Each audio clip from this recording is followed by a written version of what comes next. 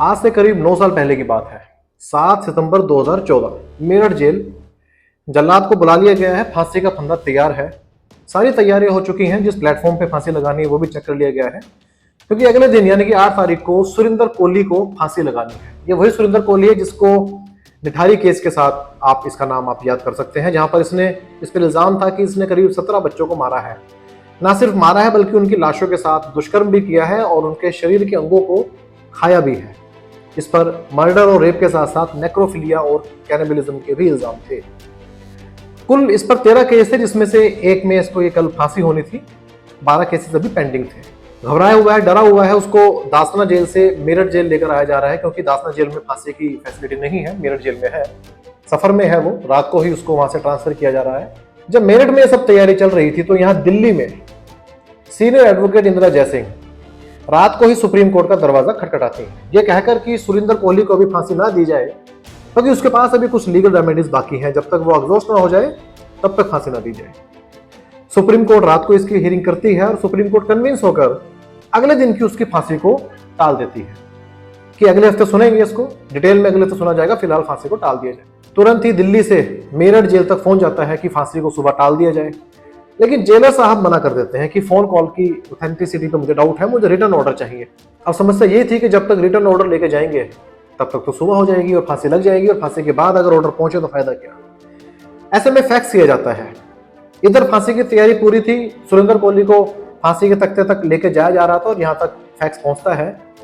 Fax को jailer साहब authentic मान लेते हैं और फिलहाल फांसी को टाल दिया जाता है। सुरिंदर कोहली चैन की सांस लेता है कि फिलहाल तो फांसी टल गई। ये बात थी आज से 9 साल पहले की। अब वापस आ जाइए आज की डेट में 16 अक्टूबर 2023। सुरिंदर कोहली पे जो 13 केस थे उसमें से एक जो मैंने आपको बताया जिसमें उसको फांसी होनी थी टल गई, उसके अलावा 12 केसेस में भी उसको फांसी की सजा हो चुकी है।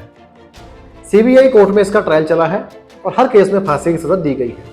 उसकी अपील जो है उसकी सुनवाई इलाहाबाद हाईकोर्ट में चल रही थी और 16 अक्टूबर 2023 को इलाहाबाद हाईकोर्ट ने सुरिंदर कोहली को सारे ही 12 केसेस में बरी कर दिया है। और सुरिंदर कोहली के साथ साथ मनिंदर पंदेर जो कि उसका वहां का जो मकान मालिक था उसको भी, उस पर सिर्फ 2 केस थे, उसको भी बरी कर दिया है। तो कुल मिलाकर अब सभी केसेस में ये दोनों बरी हो चुके हैं, सिर्फ एक को छोड़ के जिसमें उसकी उम्र कैद चल रही है। मनिंदर पंदेर फिलहाल जेल से बाहर है क्योंकि उसके ऊपर अब कोई केस नहीं बचा है। सुरिंदर कोहली भी जेल में है। अब कुछ लोग ये सोचेंगे कि अच्छा होता उस दिन इसको फांसी लग जाती, उस दिन फांसी ना टलती तो आज ये बच ना पाता। और वहीं कुछ लोग ये भी सोच सकते हैं कि अच्छा हुआ उस दिन फांसी टल गई, वरना किसी बेकसूर को मौत की सजा हो जाती। ये आपके ऊपर, आप क्या सोचें। लेकिन मामला अब ये है कि ऐसा क्या हुआ हाईकोर्ट के सामने, ऐसी क्या चीजें आई, क्या दलीलें आई कि एक सीबीआई का मुकदमा, इतना बड़ा केस जिसको सीबीआई ने इन्वेस्टिगेट किया हो और सीबीआई कोर्ट ने सभी केसेस में फांसी की सजा दे दी गई हो। ऐसा हाईकोर्ट के सामने क्या आया कि हाईकोर्ट ने यह कहा कि इस केस में कोई एविडेंस नहीं है, सिर्फ कहानी है। तो कोई ऐसा एविडेंस नहीं है जो कि डायरेक्टली ये कह रहा हो कि सुरिंदर कोहली या मनिंदर पंदेर ने बच्चों को मारा है, उनके साथ दुष्कर्म किया है और उनको खाया है। हाईकोर्ट इस फैसले पे कैसे पहुंची, इससे पहले हम चलते हैं फ्लैशबैक में। हम चलते हैं दोस्तों 2004-2005 के आसपास। निठारी एक गांव है नोएडा में। वहां से लगातार बच्चे गायब हो रहे थे। शिकायतें दी जा रही थी पुलिस को, लेकिन पुलिस इग्नोर कर रही थी, एफआईआर दर्ज नहीं कर रही थी। सब गरीब बच्चे थे, स्लम एरिया से थे। पुलिस के पास तक कोई कंप्लेंट जाती तो पुलिस कहती कि अगर लड़की है तो कहीं भाग गई होगी, अगर लड़का है तो घर से डरकर भाग गया होगा। इसी वक्त के दौरान मनिंदर पंदेर नाम का एक बिजनेसमैन निठारी में एक कोठी लेता है D5 नाम से, नंबर से। और कुछ दिन बाद सुरिंदर कोहली उसको ज्वाइन करता है एज ए सर्वेंट, उसका नौकर। मनिंदर पंदेर एक बड़ा बिजनेसमैन है, बहुत अमीर है, इन्फ्लुएंशियल है, पुलिस में उसका दबदबा है, पार्टी वार्टी करता रहता है, पुलिस वाले पार्टी में आते हैं।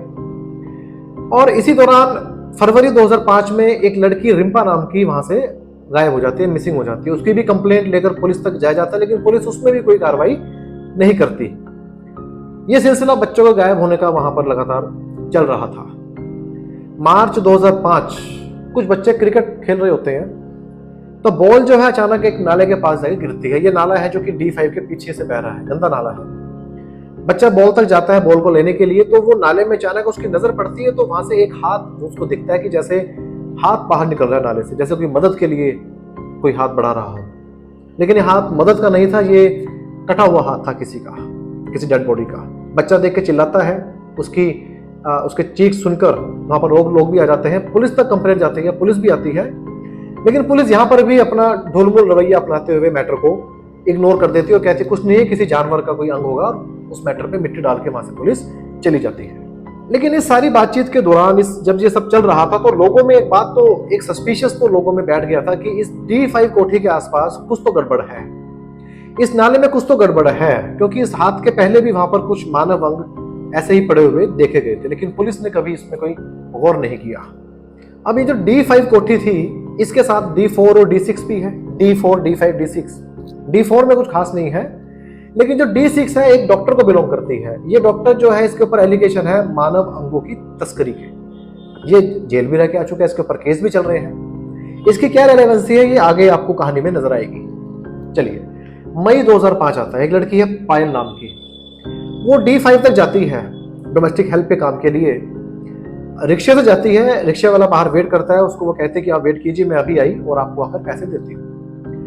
D5 के अंदर तक वो जाती है, रिक्शे वाला बाहर वेट कर रहा है। काफी देर जब वेट करते उसको हो जाती है, इंतजार करते करते लड़की बाहर नहीं आती तो वो जाता है, बेल उसकी गेट की लगाता है D5 की।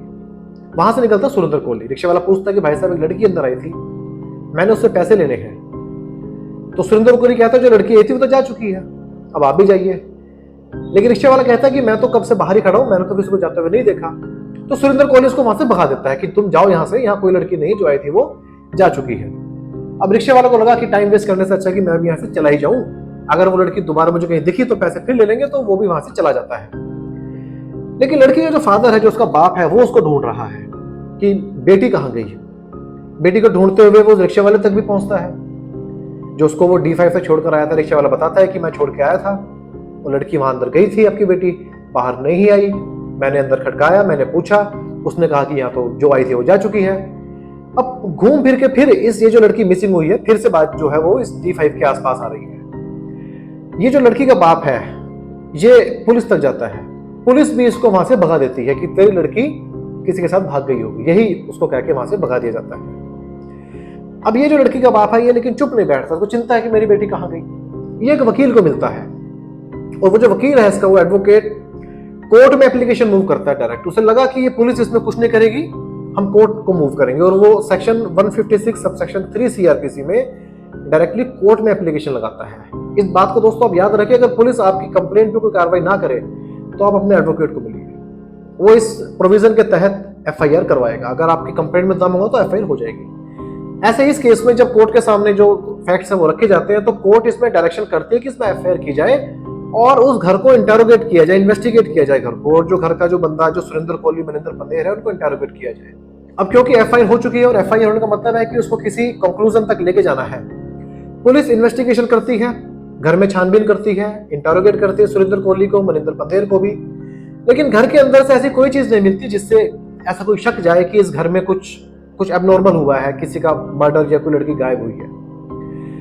जब पुलिस वहां पर इन्वेस्टिगेट कर रही होती है, इस घर में जब खोजबीन कर रही होती है, तो आसपास के लोग वहां पुलिस के पास पहुंचते हैं और वो कहते हैं जी ये घर में कुछ तो गड़बड़ है, और इस घर के पीछे जो नाला बह रहा है वहां पर भी हमें कई बार मानव अंग पड़े मिलते हैं। लेकिन पुलिस उस नाले तक ना जाती नहीं है, लेकिन लोग उस नाले तक पहुंच जाते हैं और अपने आप ही डंडे से, जो वहां लिफाफे दिखते हैं, कुछ काले रंग के लिफाफे पड़े हैं, उनको डंडों से खिसकाते हैं अपनी तरफ को। और ऐसे ही लिफाफा जब एक आता है उसको खोलते हैं वो डंडे से ही, तो उसमें से ह्यूमन के बॉडी पार्ट्स जो है वो निकलते हैं और एकदम से सनसनी फैल जाती है। पुलिस मौके पर ही है, पुलिस जब देखती है उसको तो पुलिस के भी एक बार को होश उड़ जाते हैं। जो बाकी लिफाफे हैं उनको भी खोला जाता है। D5 के पीछे जो नाला बह रहा है उसमें भी लिफाफे निकलते हैं, साथ ही जो D6 है उसके बैक में भी लिफाफे हैं, उसमें भी जो मानव जो अंग है वो कटे हुए मिलते हैं, हाथ कटे हुए मिलते हैं। और हम इन सब चीजों के बीच में सुरेंद्र कोहली और मनिंदर पंदेर को अरेस्ट कर लिया जाता है, क्योंकि शक उनके ऊपर है। लड़की उनके घर से गायब हुई है, पहले भी D5 के आसपास से ही बच्चे गायब हुए हैं। अब इनके घर के पीछे से जो नाला है उनमें कटे हुए मानव अंग मिले हैं, तो इनको अरेस्ट कर लिया जाता है। नेशनल लेवल की खबर बन जाती है, खूब न्यूज में आ जाता है कि बच्चे ऐसे मारे गए हैं, मानव अंग कटे हुए मिले हैं। और जब पूरी तरह से वहां छानबीन की जाती है तो करीब 17 खोपड़ियां वहां से मिलती हैं, 17 स्केलेटन पूरे जब उनको जोड़ा जाता है उनकी गिनती 17 होती है। नेशनल लेवल की न्यूज बन जाती है, पॉलिटिकल प्रेशर बन जाता है, पुलिस के ऊपर बहुत दबाव है इन्वेस्टिगेशन चल रही है, लेकिन सुरेंद्र कोहली और मनिंदर पंधेर के पास से ऐसा कोई एविडेंस नहीं मिलता है जिसके दम पर पुलिस ये कह सके कि इन्होंने ही इन बच्चों को मारा है।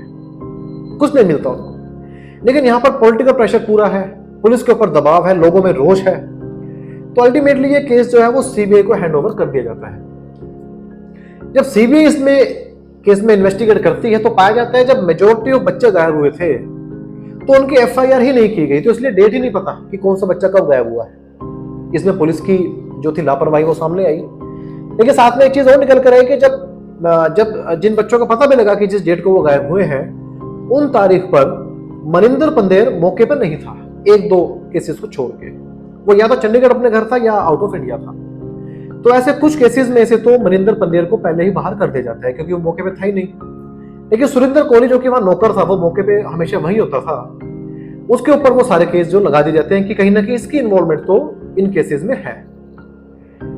अब सीबीआई के पास इन्वेस्टिगेशन है, केसेस करीब गिनती 13 है केसेस की, हर केस में पुलिस उसको इंटरोगेट कर रही है। अब करते करते पुलिस के पास उसकी जो कस्टडी है 60 दिन की हो जाती है। 60 दिन तक सुरेंद्र कोहली सीबीआई पुलिस की कस्टडी में रहता है। दोस्तों 60 दिन की कस्टडी पुलिस की बहुत ज्यादा होती है। आमतौर पर ये 2 या 3 दिन या हद से 4-5 दिन की कस्टडी मिलती है पुलिस की, लेकिन 60 दिन की पुलिस कस्टडी बहुत बड़ी है, बहुत ज्यादा है। और ऐसे में पुलिस के ऊपर आगे आपको बात आएगी कि इल्जाम भी लगे थे कि पुलिस ने सुरेंद्र कोहली को बहुत टॉर्चर किया था। आगे वो बात आपके पास सामने आएगी। अब होता क्या है कि डायरेक्ट एविडेंस तो पुलिस को कोई मिल नहीं रहा होता है, लेकिन 60 दिन बाद जो सुरेंद्र कोहली है वो पुलिस के सामने एक डिस्क्लोजर दे देता है। वो अपना गुनाह कबूल कर लेता है कि मैंने ही मारा है। उसने बताया बड़े सनसनीखेज तरीके से कि कैसे वो बच्चों को बहला के फुसलाकर अपने घर लाता था, टॉफी चॉकलेट दिखाकर, उनको गला घोंट के पहले बेहोश करता था, उनके बेहोशी की हालत में ही, या अगर बच्चा मर गया तो उसकी डेड बॉडी के साथ वो दुष्कर्म करता था या करने की कोशिश करता था। फिर वो उनको उठाकर अपने ऊपर वाले बाथरूम में ले जाता था, वहां पर उनके शरीर के टुकड़े करता था। शरीर के कुछ टुकड़े वो अपने किचन में प्रेशर कुकर में पका के खाता था और बचे हुए हिस्सों को लिफाफे में बांधकर घर के पीछे जो नाला बह रहा है उसमें फेंक देता था। ये वो पुलिस के सामने कन्फेस कर देता है और वो पुलिस को बता देता है कि जिस चाकू से मैंने उनको काटा है, जिस कुल्हाड़ी से मैंने उनको काटा है, वो कुल्हाड़ी और वो चाकू कहां पर है। और यही कन्फेशन सबसे बड़ा सबूत जो है पुलिस के हाथ अब लग जाता है। इस कन्फेशन के साथ ही पुलिस अपनी पूरी चार्जशीट कोर्ट के सामने दे देती है और उसका ये कन्फेशन एक बार कोर्ट के सामने भी होता है। कोर्ट के सामने उसका कन्फेशन रिकॉर्ड किया जाता है अंडर सेक्शन 164 मजिस्ट्रेट के सामने। वो कोर्ट को डिटेल में बताता है कि कैसे वो बच्चों को बहला फुसलाकर, उनको मारकर, उनके साथ दुष्कर्म करके, उनको खाकर उनके टुकड़ों को फेंक देता था। एक एक डिटेल, बहुत डिटेल में उसने वो मजिस्ट्रेट के सामने अपना कन्फेशन किया। कन्फेशन से पहले वो मजिस्ट्रेट को चिट्ठी लिखता है। उसमें वो लिखता है कि मैं अपनी इच्छा से कन्फेशन करना चाहता हूं और मैं जुडिशरी की मदद करना चाहता हूं कि मैंने ये जुर्म कैसे किए। उसमें लिखता है कि मैं जुडिशरी की हेल्प करना चाहता हूं। अब ये हैरानी वाली बात थी कि एक ऐसा आदमी जिसने 17 बच्चों का कत्ल किया हो, अब वो 60 दिन की पुलिस कस्टडी के बाद उसको अपने दिल में ये लग रहा है कि मैं कोर्ट के सामने कन्फेस करूं और जुडिशरी की हेल्प करूं। ये हैरानी वाली बात थी। चलिए खैर, वो कन्फेशन करता है और कन्फेशन कोर्ट में उसका रिकॉर्ड भी होता है, उसकी वीडियो रिकॉर्डिंग भी बन जाती है और उसी के साथ उसका नार्को एनालिसिस टेस्ट भी होता है। अब पुलिस के पास कुछ फोरेंसिक एविडेंस भी है, नार्को टेस्ट की रिपोर्ट भी है, उसका कन्फेशन भी है और जब केस चलता है तो अल्टीमेटली सुरेंद्र कोहली को सारे 13 केसेस में फांसी की सजा हो जाती है। मनिंदर पंधेर को सिर्फ 2 केसेस में सजा होती है, फांसी की सजा 2 केसेस में, बाकी में वो बरी हो जाता है। लेकिन उसको कुछ और केसेस में सजा हो जाती है, इसी से कनेक्टेड केसेस, कि वो इमोरल ट्रैफिकिंग में इन्वॉल्व था। उसने भी एडमिट किया, उसने भी कन्फेस किया कि मैं घर में अक्सर कॉल गर्ल्स को बुलाया करता था। इस सब के दौरान मीडिया ने इस मामले को बड़ा उछाला। उस वक्त मीडिया ने एक क्लिपिंग भी चलाई थी, अगर आप यूट्यूब पे सर्च करेंगे आपको मिल जाएगी। वो क्लिपिंग सुरेंद्र कोहली की है, करीब 25 सेकंड की क्लिपिंग है, जिसमें वो जज साहब के सामने बैठ के बता रहा है कि मैंने कैसे मारा, काटा और अंगों को खाया। अब वो क्लिपिंग जो 25 सेकंड की है वो मीडिया में खूब चली और लोगों में इतना रोष आया उसको देखकर कि लोग ये कहते थे कि ये शैतान अब तक जिंदा कैसे है, इसको तो हमारे हवाले कर दिया जाए ताकि इसको मार दें। और साथ ही मनिंदर पंदेर की भी कुछ फोटोग्राफ जो है वो मीडिया में लीक कर दी। उस फोटोग्राफ में क्या था कि मनिंदर पंदेर कुछ नंगे बच्चों के साथ बैठा हुआ है और एक नैरेटिव ये चल गया कि ये चाइल्ड पोर्नोग्राफी में इन्वॉल्व है। लेकिन जब इन्वेस्टिगेट थॉरोली किया गया तो पता लगा कि वो फैमिली फोटोग्राफ्स हैं। वो बच्चे जो उसके साथ बैठे हैं वो उसके ग्रैंड चिल्ड्रन है और जैसे आमतौर पर फैमिली फोटोग्राफ वगैरह होती है वो वैसे ही है। लेकिन मीडिया ने एक बार उसका नैरेटिव ऐसा बना दिया कि ये तो चाइल्ड पोर्नोग्राफी में इन्वॉल्व है। चलिए, कन्विक्शन हो गई है, सजा हो गई है, फांसी की सजा हो गई है। सीबीआई ने सीबीआई इन्वेस्टिगेशन की और सीबीआई कोर्ट ने उनको सजा दे दी। अब इन सारे ही 12 केसेस में सुरिंदर कोहली जो है वो हाई कोर्ट में है, इलाहाबाद हाई कोर्ट के सामने उसकी ये 12 केसेस की सुनवाई चली और हाई कोर्ट ने सारे ही 12 केसेस में सुरिंदर कोहली को बरी कर दिया, ये कहकर कि कहानी तो है, स्टोरी तो है, लेकिन कोई सबूत नहीं है जो ये कहे कि सुरिंदर कोहली या मनिंदर पंदेर ने इसमें कुछ किया है। अब दोस्तों हम देखते हैं कि ऐसा क्या हुआ हाई कोर्ट के सामने, ऐसी क्या चीजें आई जिसकी वजह से हाई कोर्ट को सुरिंदर कोहली को बरी करना पड़ा। सबसे पहले बड़े इंटरेस्टिंग फैक्ट्स जो है हाई कोर्ट के सामने आए हैं, आपको सुनकर भी हैरानी होगी और मजा भी आएगा साथ में सुनकर आपको। सबसे पहले इस केस में एक जब इन्वेस्टिगेशन चल रही थी तो एक हाई पावर एक एक्सपर्ट कमेटी कॉन्स्टिट्यूट की गई थी by ministry of women and child development. उसकी रिकमेंडेशंस थी कुछ, वो कोर्ट के सामने आई। उसकी रिकमेंडेशन ये थी कि इस केस में ऑर्गन ट्रेड के एंगल को भी इन्वेस्टिगेट किया जाए। क्यों किया जाए? क्योंकि उस कमेटी ने पाया कि जो बॉडी पार्ट्स कटे हुए मिले हैं उसमें सिर भी है, हाथ पैर भी है, लिम्स हैं, सिर है, लेकिन जो टोर्सो का पार्ट होता है, जो मेन जो धड़ है इंसान का, बच्चों का, वो नहीं है। क्योंकि जो बॉडी के ऑर्गन्स हैं वो उसी हिस्से में होते हैं। अगर सुरिंदर कोहली ने या किसी ने भी मार काट के अंगों को नाले में फेंका है तो ऐसा क्यों कि किसी भी बच्चे का धड़ नहीं मिला, सिर्फ बाकी के लिम्स और सिर्फ खोपड़ी मिली है। तो इसमें मानव अंग की तस्करी का मामला जो है उसको इन्वेस्टिगेट किया जाए। और साथ ही जो D6 कोठी थी जिसका मैंने आपको शुरू में जिक्र किया था, डॉक्टर की, जो कि पहले से ही मानव अंगों की तस्करी में इन्वॉल्व था, उस डॉक्टर को इस केस में इंटेरोगेट किया ही नहीं गया। तो ऐसे में जो कमेटी की जो रिकमेंडेशन थी उसको पुलिस ने पूरी तरह से इग्नोर कर दिया और कोर्ट ने इसका कोर्नेस लिया। अभी सुबह हाई कोर्ट ने कहा कि जब ऐसी साफ साफ रिकमेंडेशन आई थी तो इसके ऊपर काम क्यों नहीं किया गया। और इस कमेटी ने यह भी कहा था कि ये जो इंसानों को खाने वाली कहानी बनाई गई है, जो कैनिबलिज्म का जो एंगल इस पर डाला गया है, इससे हम सहमत नहीं है।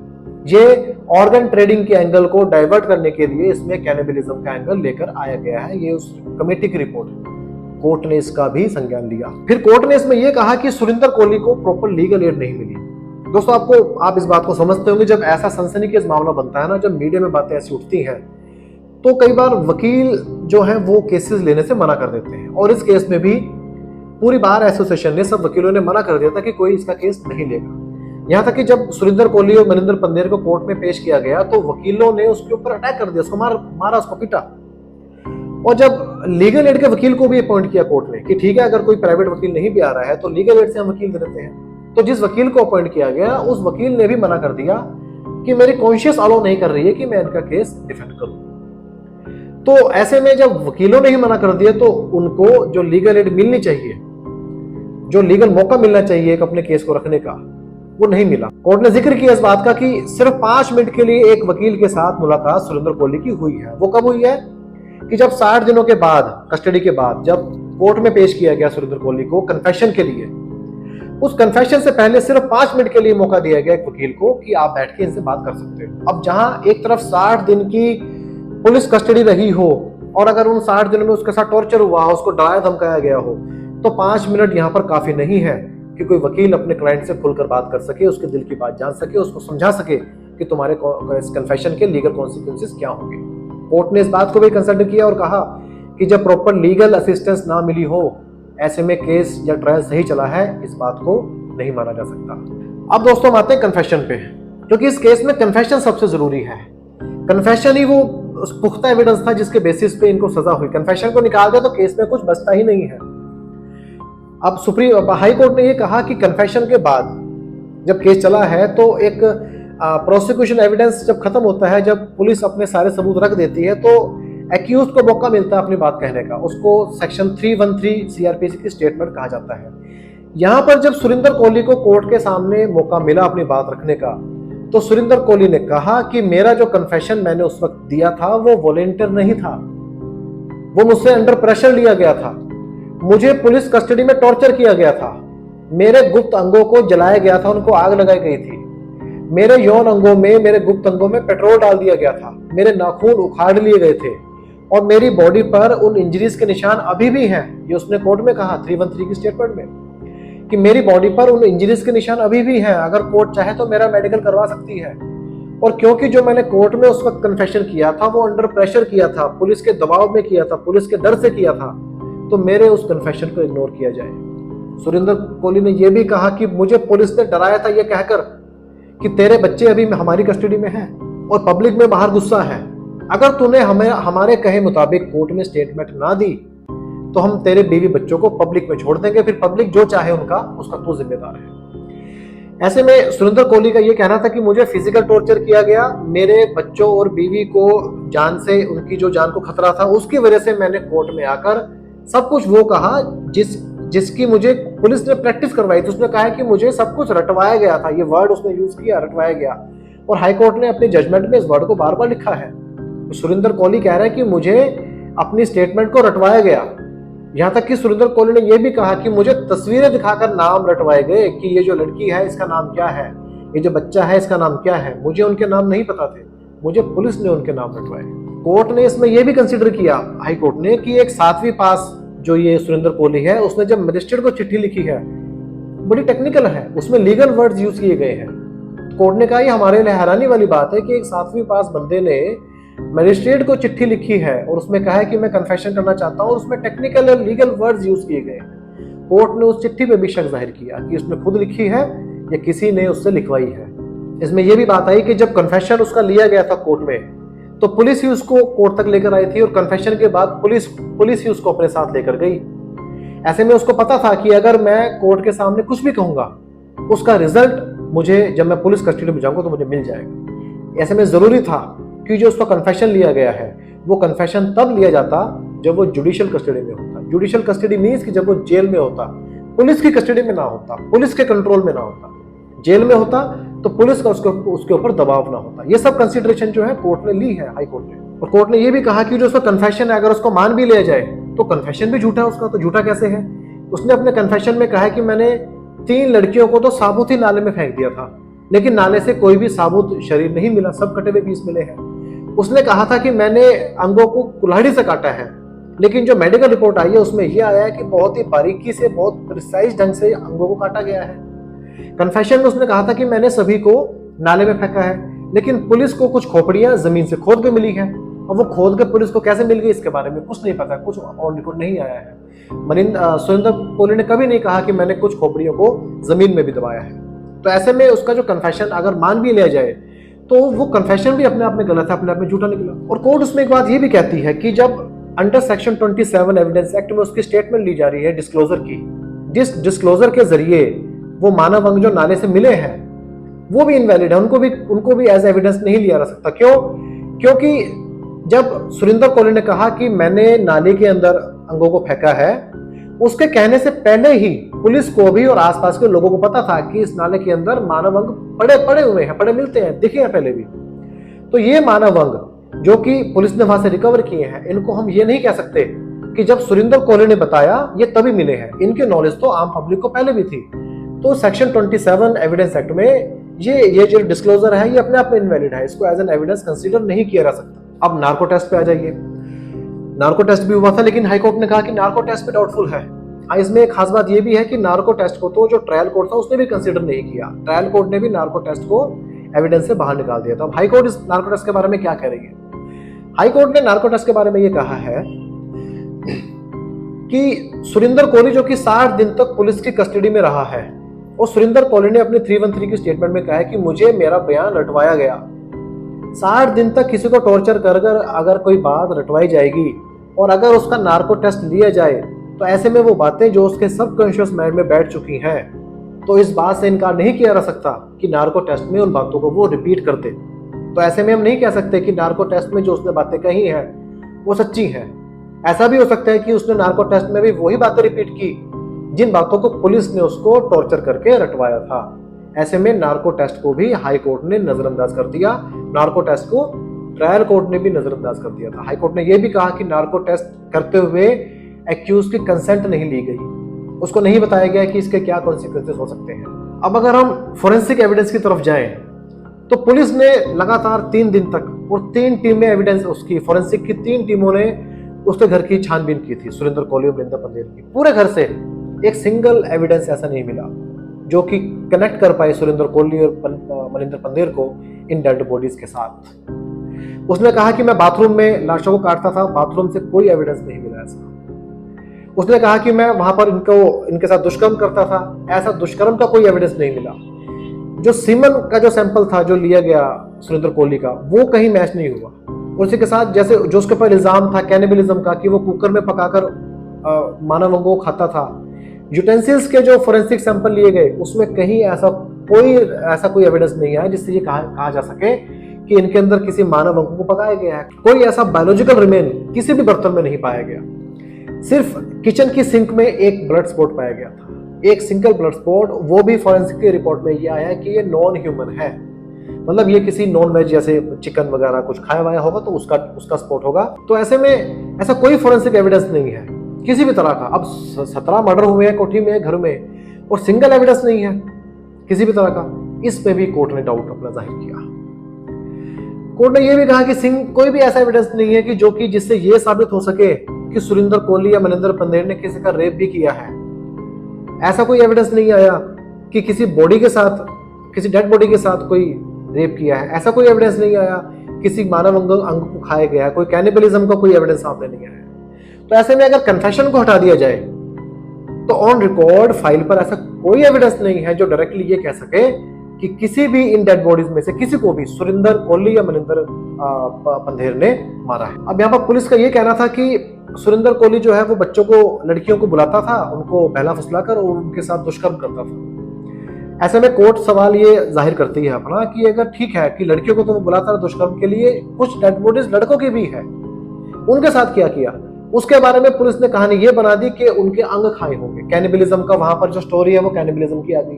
तो ऐसे में हाई कोर्ट ने कहा कि पूरी की पूरी कहानी टेलर मेड है, पूरी प्रोसिक्यूशन कहानी टेलर मेड है, सिर्फ और सिर्फ अपने जो स्टोरी बनाई है प्रोसिक्यूशन ने उसको शूट करने के लिए। और यहाँ पर कुछ ऑफेंसेस ऐसे भी थे जो कि तब कमिट हुए जब सुरेंद्र कोहली और मनिंदर पंदेर ऑलरेडी पुलिस उनको इंटरोगेट कर रही थी, उन पे एफआईआर हो चुकी थी और उनके पास सर्विलेंस थी, वो जानते थे कि पुलिस की हमारे ऊपर नजर है।